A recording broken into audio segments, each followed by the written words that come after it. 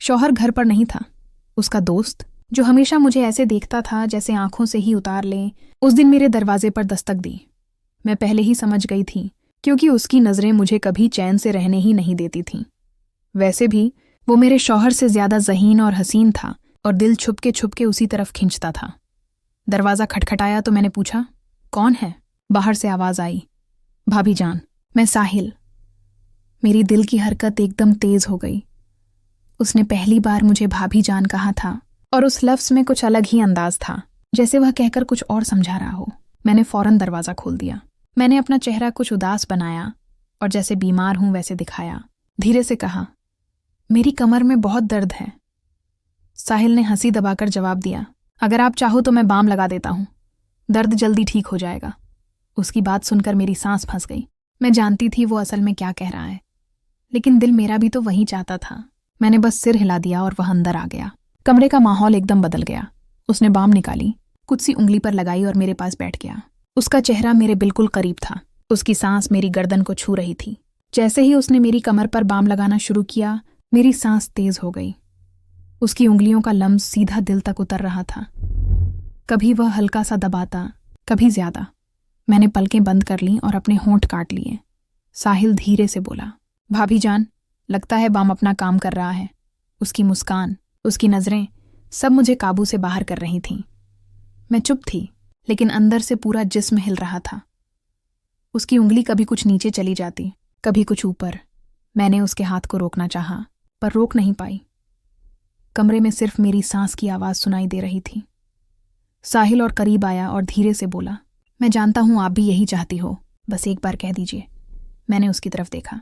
उसकी आंखों में वही भूख थी जो मैं पहले भी महसूस करती थी। मैं कुछ नहीं बोली, सिर्फ आंखें झुका लीं। उसने बाम साइड टेबल पर रखा और पास आ गया। अब हम दोनों के बीच सिर्फ एक कदम की दूरी थी।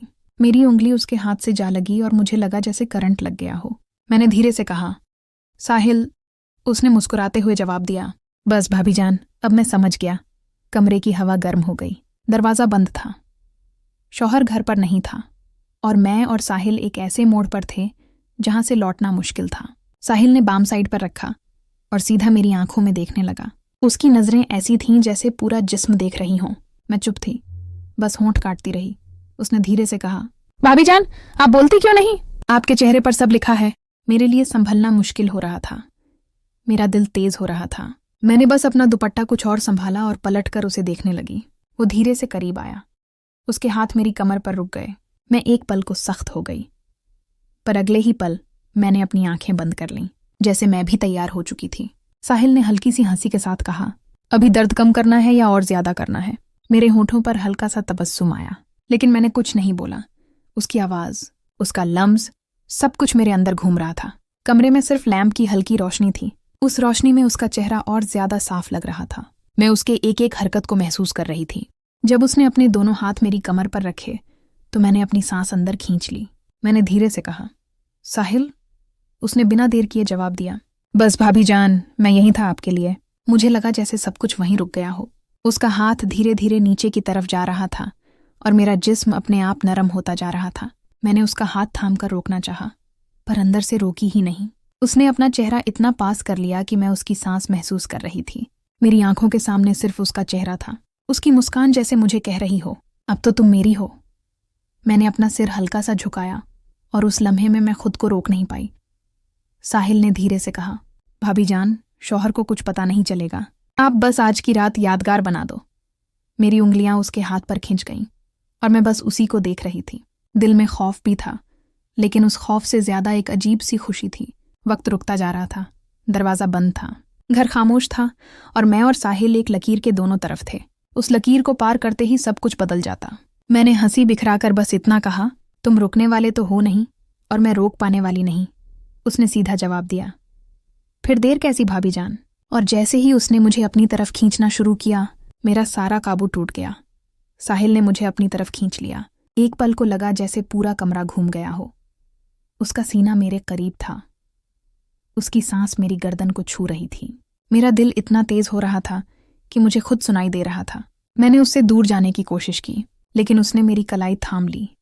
हल्की सी मुस्कान के साथ बोला, अब तो आप मुझे रोक भी नहीं सकती भाभी जान। मेरी आंखें नीचे थीं, पर होंठों पर एक हल्की सी मुस्कान अपने आप आ गई। मैं खुद भी तो यही चाहती थी, बस लफ्ज बोलने की हिम्मत नहीं थी। साहिल ने एक हाथ से मेरा दुपट्टा संभाला और दूसरे हाथ से मेरी कमर को उसकी उंगलियां हल्की सी कस गईं और मैं उसके करीब और चिपक गई। मैंने धीरे से कहा, साहिल बस करो, पर आवाज़ ऐसी थी जैसे रोकना नहीं बल्कि और बुलाना चाहती हूं। वो करीब होकर मेरे कान के पास आहिस्ता आहिस्ता बोला, बस एक बार कह दीजिए, रुक जाऊं वरना मैं अब रुकने वाला नहीं। मेरी सांस और तेज हो गई। मैंने अपने होंठों को दबा लिया, लेकिन आंखों में सब लिखा हुआ था। कमरे में सिर्फ लैंप चल रहा था। उस रोशनी में उसके चेहरे की हर लकीर और तेज लग रही थी। उसकी नजरें मेरी आंखों से जाकर होंठों पर रुक गईं। मैंने पलटकर उसकी तरफ देखा और बस इतना कहा, तुम्हें समझने के लिए मुझे कहना नहीं पड़ता। यह सुनकर साहिल ने एक गहरी सांस ली और मुझे और पास खींच लिया। अब हमारे बीच 1 इंच भी फासला नहीं था। उसके हाथ मेरी कमर से कुछ ऊपर आ गए और मैंने पलकें बंद कर लीं। उस पल मुझे लगा जैसे सब कुछ रुक गया है। दरवाज़ा बंद, घर खामोश और हम दोनों अकेले। शौहर घर पर नहीं था और मैं अपने शौहर के दोस्त के बाहों में। बादशाह ने बोला, भाभी जान, आज के बाद सब कुछ बदल जाएगा। मैंने आंखें बंद रखकर सिर्फ एक हल्की सी आवाज़ निकाली, जो होना है अब होने दो। और अगले ही पल साहिल ने एक कदम आगे लिया जहां से लौटना मुश्किल था। साहिल का चेहरा मेरे बिल्कुल पास था। उसकी नज़रें मेरी आंखों से होंठों तक बार बार जा रही थीं। मैंने अपने होंठ दबा लिए, पर उसकी भूख मुझे साफ नजर आ रही थी। मैंने हल्की सी आवाज़ में कहा, साहिल अगर कोई आ गया तो? उसने हंसी दबाकर जवाब दिया, दरवाज़ा बंद है और घर में और कोई नहीं, अब सिर्फ मैं और आप हो। उसकी आवाज़ इतनी पूरे इत्मीनान थी कि मेरे पैर अपने आप नरम हो गए। मेरा दिल कह रहा था रुक जाओ, पर जिस्म कह रहा था रुकना मत। साहिल ने एक हाथ से मेरी कमर को और कस लिया और दूसरे हाथ से मेरा दुपट्टा थामकर साइड कर दिया। उसकी उंगलियां मेरी गर्दन के पास से फिसलती हुई नीचे आईं। मेरी सांस फिर से तेज हो गई। मैं उसकी तरफ पलटकर बोली, तुम्हें समझ नहीं आ रहा? मैं रोक नहीं पाऊंगी अपने आप को। साहिल और करीब आया और हल्की सी मुस्कान के साथ बोला, इसीलिए तो आया हूं, आपको रोकने नहीं, आज़ाद करने। उस पल मेरी आंखें उसके चेहरे पर अटक गईं। उसका अंदाज, उसका एतमाद, सब कुछ मुझे और खींच रहा था। मैंने अपना हाथ उसके सीने पर रखा, जैसे दूर करने के लिए, पर वो दूर नहीं हुआ, बल्कि और पास आ गया। उसने मेरी कलाई थामी और अपनी तरफ खींच लिया। अब हमारे बीच बिल्कुल भी फासला नहीं था। उसकी सांस मेरी गर्दन को जला रही थी। मैंने आंखें बंद करके अपना सिर उसके कंधे पर रख दिया। उसने धीरे से कहा, भाभी जान, अब बस आप मेरी हो। मेरी उंगली उसके हाथ के ऊपर जा रही थी। मैं कुछ नहीं कह पाई, सिर्फ उसके करीब होती चली गई। कमरे में सिर्फ एक छोटी लैंप की रोशनी थी और उसमें हम दोनों की सांसें तेज हो रही थीं। मैंने उसके कान के पास धीरे से कहा, जो करना है जल्दी करो। साहिल ने बस इतना कहा, फिर अब कोई रुकावट नहीं, और उस लम्हे से सब कुछ काबू से बाहर हो गया। उस रात के उस पल में लग रहा था जैसे वक्त रुक गया हो। साहिल का हाथ मेरी कमर से सरक कर मेरी पीठ तक आ गया। उसकी उंगलियों का वो हल्का सा लम्स भी मेरी सांसों को हिला रहा था। मैंने उसकी तरफ देखते हुए धीरे से कहा, साहिल तुम्हें अंदाजा है ना, अगर किसी ने देख लिया तो? उसने सीधे मेरी आंखों में देखकर जवाब दिया, भाभी जान, जो नज़र आपकी तरफ उठेगी उससे पहले मैं उस नज़र को निकाल दूंगा। अभी सिर्फ आप और मैं, बाकी दुनिया गायब। मेरी हालत ऐसी थी कि मैं ना रोक पा रही थी और ना ही हाँ कह पा रही थी। उसकी नज़रें मेरी जिंदगी का सबसे गहरा राज जान रही थीं।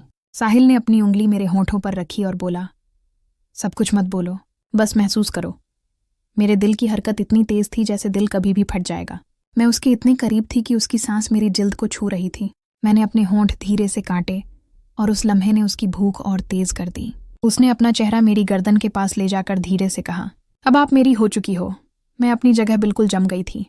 उसकी बातें, उसका लम्स, सब मुझे अपने होश खो देने पर मजबूर कर रहा था। मैंने आंखें बंद करके बस ये कहा, जो शुरू किया है अब पूरा कर दो। साहिल की मुस्कान और तेज हो गई। उसने मुझे अपनी तरफ और कस लिया और उस रात कमरे की वह खामोशी सिर्फ हमारी सांसों और लम्हों की गर्मी से टूट रही थी। साहिल ने मुझे अपनी बाहों में इस तरह कस लिया जैसे मैं उसकी सांसों का हिस्सा बन गई हूं। उसकी उंगलियां अब धीरे धीरे मेरी कमर से नीचे सरक रही थीं और मैं बस अपनी सांसें रोककर महसूस करती जा रही थी। मेरी हालत ऐसी थी कि काबू बिल्कुल हाथ से निकल चुका था। मैंने धीरे से उसके कान के पास जाकर कहा, बस अब और इंतजार मत कराओ साहिल। वह मुस्कुराया। उसकी आंखों में एक शिकार करने वाली भूख थी। उसने मुझे अपने नीचे करते हुए कहा, भाभी जान, अब